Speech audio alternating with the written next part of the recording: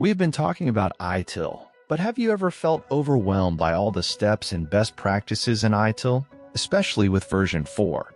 34 management practices? You're not alone.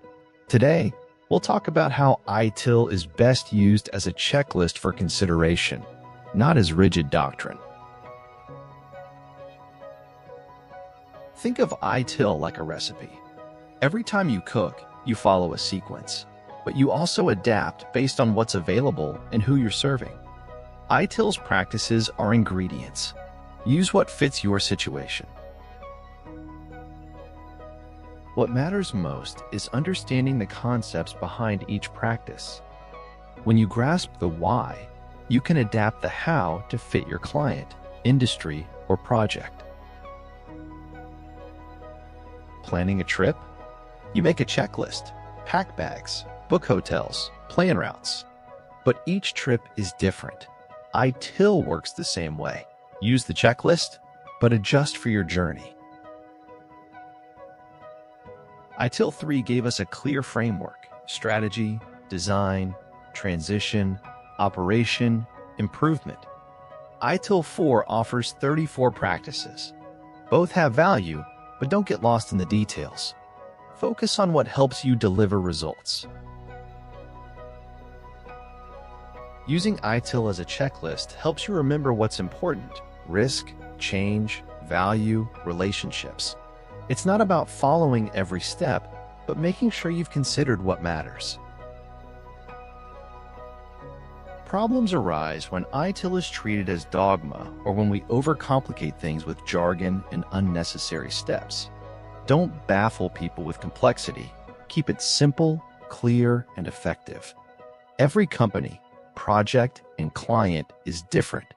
Flexibility is key. Use ITIL to guide, not dictate.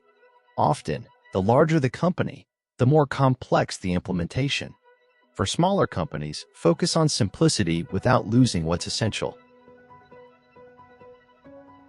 In the world of ITIL, it's easy to add too much and lose sight of what's important. Don't overwhelm your clients or team with extra steps. Focus on what truly drives results. The best solutions are often straightforward. Keep your checklists focused, your instructions clear, and your methods practical. When you strip away the unnecessary, you make your work more effective. Building a shed? You follow instructions, but sometimes you need to improvise. Maybe you're missing a tool or a part, so you adapt and find a solution that works. ITIL is the same. Use the checklist as your guide, but don't be afraid to adjust based on your situation. Or think about setting up a home office as a freelancer. You might not have every piece of equipment, but you make do with what you have, rearrange your space, and create an environment that helps you succeed. ITIL practices interact like gears. Change management affects release management, which impacts service validation. Understanding these connections helps you make better decisions. The key is to keep things simple and effective.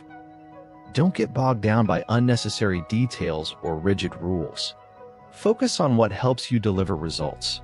And remember, flexibility and practicality are your best tools as an independent contractor. No two industries are the same. Adapt ITIL practices to fit your company's needs. Use the checklist as a starting point, not a finish line. Every time you use ITIL, you learn and improve. Update your checklist. Add what works, remove what doesn't. That's how you grow as an independent contractor. ITIL is a toolkit, not a rulebook. Use its concepts as checklists to guide your work. Adapt them for each situation and keep improving. If you want to become an independent contractor or consultant, click on the link in the description below to learn more about our program.